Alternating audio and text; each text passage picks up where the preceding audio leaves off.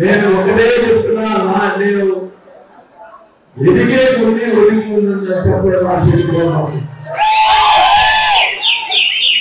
MLA తర్వాత మన వాళ్ళని ఎవరైనా విస్మరిస్తే ఒకసారి ఎమ్మెల్యే ఒక రెండోసారి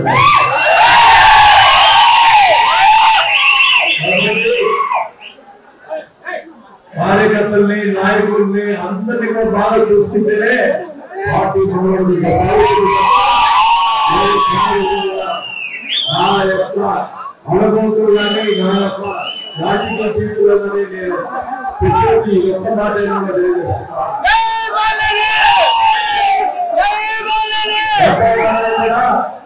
ఒకటే చెప్తామా, కుల మతాలనేది పెట్టుకోవద్దు, అందరికి సమానంగా న్యాయం చేసే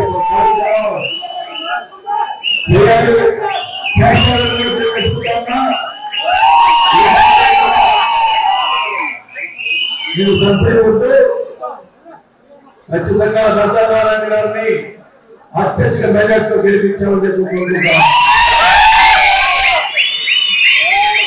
అలాగే రేపు ఎమ్మెల్యేకి ఎలా చేస్తారో ఎంపీ కూడా అలా చేయాలి. ఎంపీ గారు క్యాండిడేట్ జగన్మోహన్ రెడ్డి ఎలా చేస్తారు దాదాపు మీకు తెలిసే ఉంటుంది.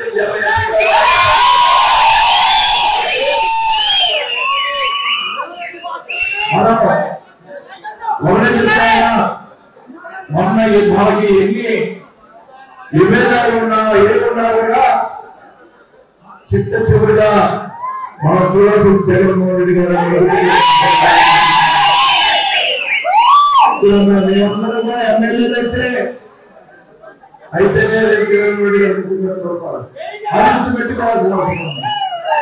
చిన్న చిన్న పొరపాట్లు ఎవరు చేస్తుంటారు, బాగా శ్రద్ధ తీసుకున్నవాడే గొప్ప రాజకీయ నాయకులు అవుతారు తప్ప ఎప్పుడు కూడా పైకి వాళ్ళని తెలియజేసుకుంటా ఉండే చెప్తా ఉన్నా. అందరినీ కలుపుకొని పోవాలి. చిన్న పెద్ద అనే కాదు, ఎవరైనా నేను మీ ఇంటికి వస్తే తలుపులు పెంచుకోవాలి.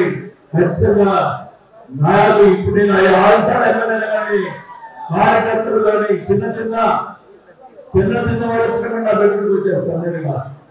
అందువల్ల నేను 5 సార్లు జరగలేదు. ఎప్పుడైనా కార్యకర్తలు జాగ్రత్తగా చూసుకుంటే ఖచ్చితంగా నాయకులతో తప్ప మనం పదవి వచ్చిన తర్వాత తలపైకి ఎక్కితే బట్టి ఖచ్చితంగా రెండోసారి నిలిచితే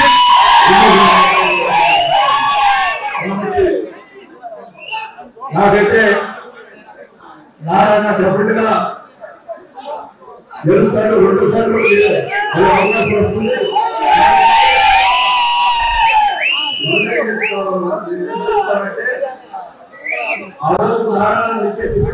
కూడా నా బిడ్డగా సత్యనారాయణ చెప్పుకోవాలి.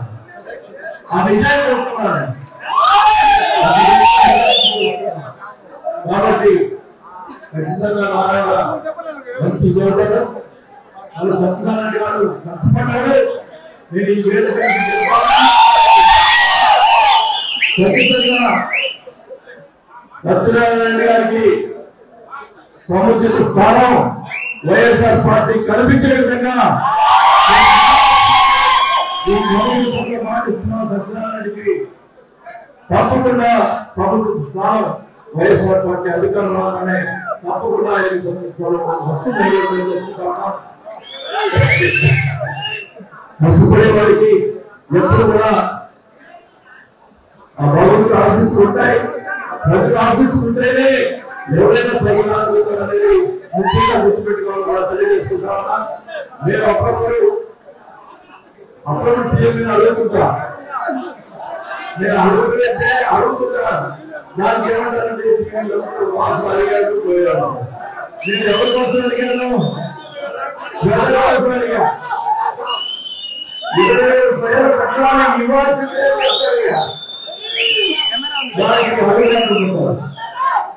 ఈ రోజు గట్టిగా పట్టుబట్టలే కదా 25,000 వచ్చింది.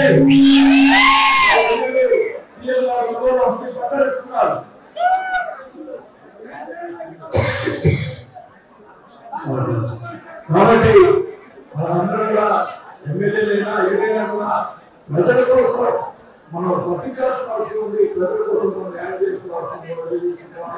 ముఖ్యంగా మనకి వెలుగుల ప్రాజెక్టు ముఖ్యం.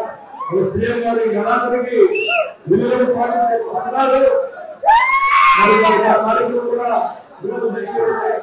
చేసుకుంటారా ఖచ్చితంగా జగన్మోహన్ రెడ్డి ఆధ్వర్యంలో వెలుగుల ప్రాజెక్టు సమాజంగా తెలియజేసుకుంటూ మరి ఈరోజు ఈ కార్యక్రమం కలిగిలో మరి చర్చ కార్యక్రమానికి కనిగిరి వాసులందరూ కూడా